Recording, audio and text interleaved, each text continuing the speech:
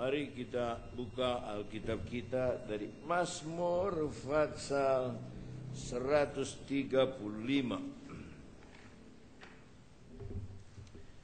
Mazmur 135 kita membaca ayat yang ke-6 dan ke-7.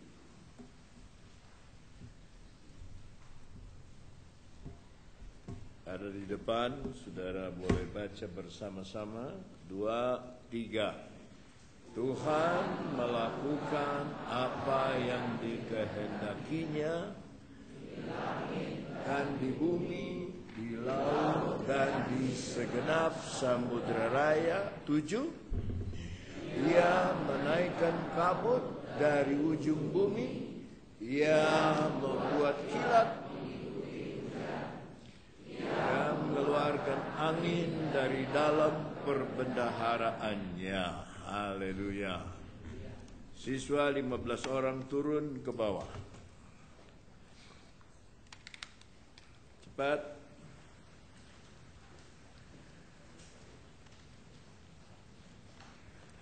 Di dalam ayat ini ada sebuah rahasia yang sangat luar biasa.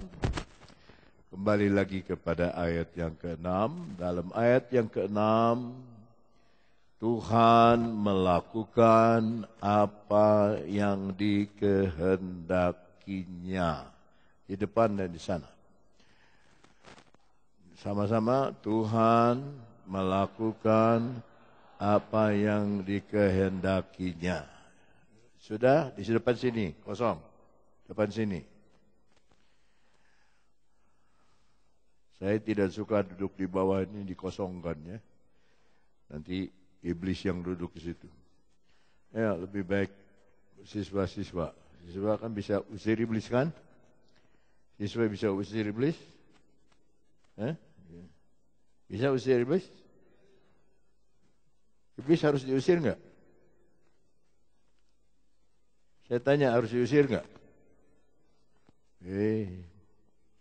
Di dalam bahasa Ibrani dikatakan apa saja, ya, apa saja kol asher yang Tuhan Yehova sukai, ya, chafetz, yang dia sukai, yang dia rindukan, itu dia kerjakan di langit. Dia pakai kata bahasa Inggrisnya, coba lihat. Dalam bahasa Inggrisnya, whatsoever, apa saja. Coba saudara-saudara ulangi, apa saja. Apa saja. Uang, berkat, kesembuhan, kekuatan, kesabaran. Apa saja yang dia senang. Ada kata please, yang dia senang. Dia buat di langit, in heaven, and in earth, di bumi, in the seas, di lautan, and all deep places. Nah, ini yang tidak ada. Di tempat yang dalam-dalam. Coba kembali ke dalam bahasa Indonesia. Di segenap samudera raya, berbeda ya. Dalam bahasa Inggris, dalam bahasa Ibrani, di tempat yang dalam-dalam. Sama-sama, rehom. Di tempat yang dalam. Ulangi, rehom. R-E-H-O-M, rehom. Tempat yang dalam. Mari saya kasih ilustrasi. Tinggi dari Gunung Himalaya itu 8.880 meter. Berarti 8 kilometer, hampir 9 kilometer. Tingginya Himalaya. Didaki harus berhari-hari. Harus mengandalkan serpa, makan daging yang diawetkan.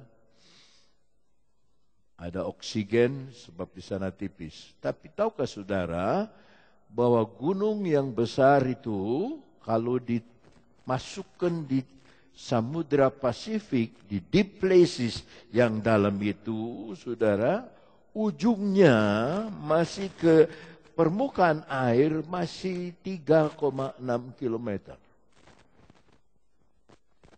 Tuhan yang pencipta. Mau-maunya dia bikin gunung yang tinggi, tapi dia membuat samudera raya, dia membuat, saudaraku, tempat yang dalam-dalam. Itu sebabnya saya rindu saudara itu mendalam di dalam Tuhan. Sebab kalau saudara mendalam di dalam Tuhan, percobaan setinggi Himalaya pun bisa tenggelam. Bisa dikalahkan kalau saudara mendalam di dalam samudera rayanya kasih sayang Tuhan. Saudara itu tidak bisa, kita ini tidak bisa membandingkan kasih sayang Tuhan itu seperti apa. Dia lebih dari kasih sayang ayah dan ibu. Kasih ayah sepanjang galah, kasih ibu sepanjang jalan. Tapi kasih Tuhan kita tidak bisa ukur. Makanya dia memberi contoh teladan, yaitu dia dalam ciptaannya. Tuhan melakukan apa yang bahasa Inggrisnya apa yang disenanginya. Apa yang disenanginya Tuhan bikin. Kalau belum ada amin haleluya, saya ulang-ulang terus. Apa yang Tuhan senangi, dia buat. Permulaan di mana? Di langit. Permulaan di mana? Dalam Kejadian pasal 15 ayat 1 mulai. Kemudian datanglah firman Tuhan kepada Abram dalam satu penglihatan. Jangan takut Abram, akulah perisaimu, upahmu akan sangat besar. 2. Abram menjawab, ya Tuhan Allah, apa yang akan engkau berikan kepadaku? Karena aku akan meninggal dengan tidak mempunyai anak. Dan yang akan mewarisi rumahku ialah Eliezer, orang Damsyik itu. 3. Lagi kata Abram, engkau tidak memberikan kepadaku keturunan, sehingga seorang hambaku nanti menjadi ahli warisku. 4. Tetapi datanglah firman Tuhan kepadanya demikian, orang ini tidak akan menjadi ahli warismu, melainkan anak kandungmu. Dialah yang akan menjadi ahli warismu. 5. Lalu Tuhan membawa Abram keluar serta berfirman. Coba lihat ke. Itu yang Tuhan ciptakan pertama tuh, langit. Bahkan itu langit akan hilang, akan lenyap. Tapi untuk pelajaran Abram, kamu lihat ke langit. Hitunglah bintang-bintang.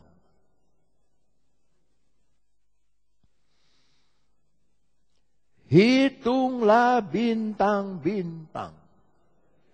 Apa yang haleluya nanti dulu. Jika engkau dapat menghitungnya, silakan hitung.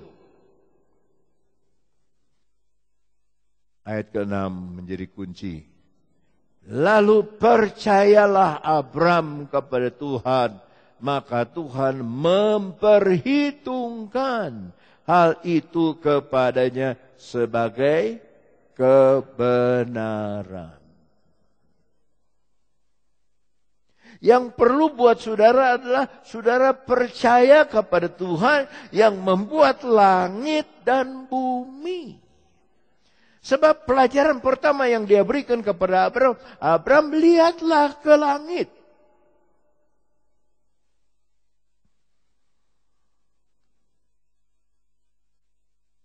Maka percayalah Abram kepada Tuhan. Buat apa saudara ke gereja kalau saudara tidak percaya bahwa Tuhan bisa membuat apa saja yang dia mau untuk saudara dan saya?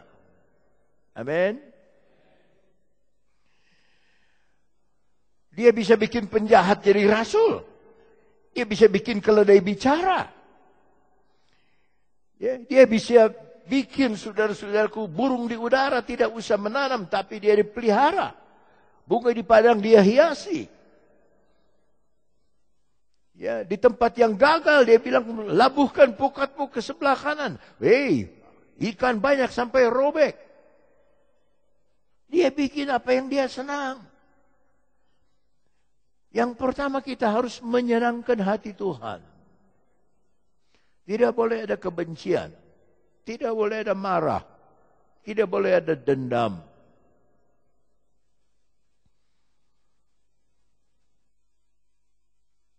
Sebab apa? Begitu kita marah, begitu kita dendam, berkat itu hilang. Nah, coba kita kembali ayat 5.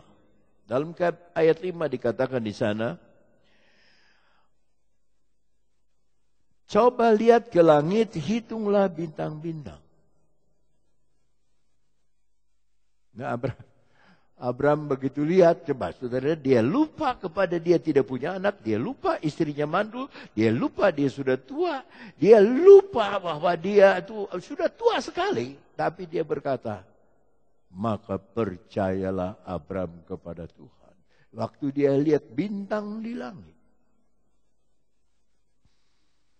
Nah, ahli ilmu pengetahuan bilang ada 9 planet dan ada 400 miliar bintang. Kata ahli ruang angkasa. Itu 400 miliar dari mana? Kapan dihitungnya? Siapa yang menghitungnya? Hanya kira-kira. Diperkirakan bintang di langit ada 400 miliar. Belum dipotong teks amnesti. 400 miliar ini waktu tahun lalu dia bilang begitu. Dan planet ada 9. Sekarang orang yang sama dari ilmu pengetahuan itu bilang mungkin planet yang 9 lebih banyak dari bintang. Nah, bagaimana itu? Maka Tuhan tuh kasih pelajaran tuh ada artinya. Lihat ke langit. Lihat ke langit. Artinya lihat ke atas. Pandang sama Tuhan. Lihat ke langit yang Dia ciptakan. Haleluya. Lihat ke langit. Haleluya. Jabat tangan minimal 3 orang dan berkata, lihat ke atas.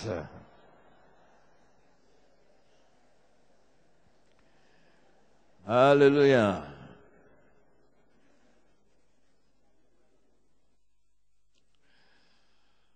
Apa tadi tempat yang dalam bahasa Ibrani-nya? Rehom. Haleluya.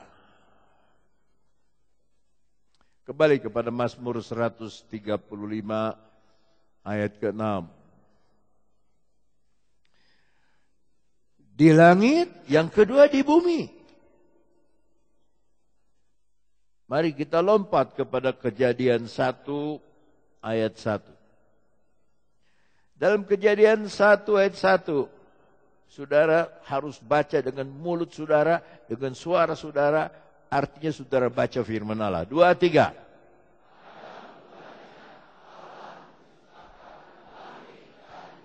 Langit di dalam bahasa Ibrani itu Semayim. S-H-E-M-A-Y-I-M. Semayim. Mungkin dari kata Semayim datang kata semayam. Tempat Tuhan bersemayam di langit, di sorga. Semayim. Bumi, Eretz. Apa bedanya langit dan bumi? Langit itu, Semayim itu tidak terukur. Tidak terbatas. Kalau Eretz, bumi terbatas. Jadi Tuhan pada mulanya sudah menciptakan yang tidak terbatas dulu, baru yang terbatas. Oh, tidak ada amin, haleluya. Karena saudara belum mengerti. Pada mulanya Allah menciptakan dulu yang tidak terbatas, Semayim, baru Eretz yang terbatas.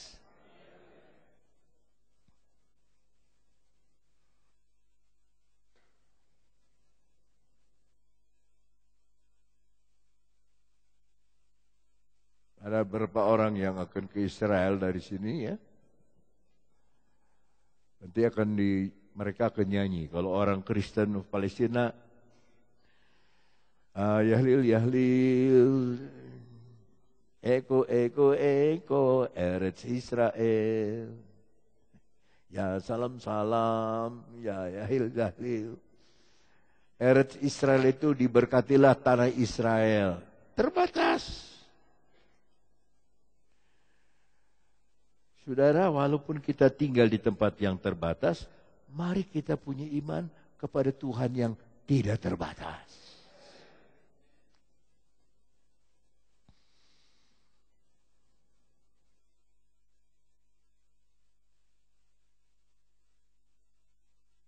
Langit dulu dia bikin, baru bumi.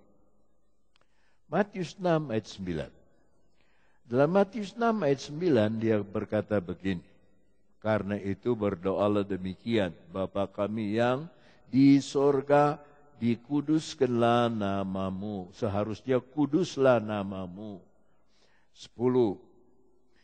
Datanglah kerjaanmu, jadilah kehendakmu di bumi yang terbatas seperti di yang tidak terbatas. Ayat 11. Berikanlah kami pada hari ini makanan kami yang secukupnya. Ada orang paling kaya di Indonesia. Dulu namanya Lim Swee Leong. Saya baca bukunya, tebalnya sama seperti Alkitab. Bagaimana dia mendarat di Semarang dari Tiongkok. Terus ke Surabaya, jadi tukang kayu.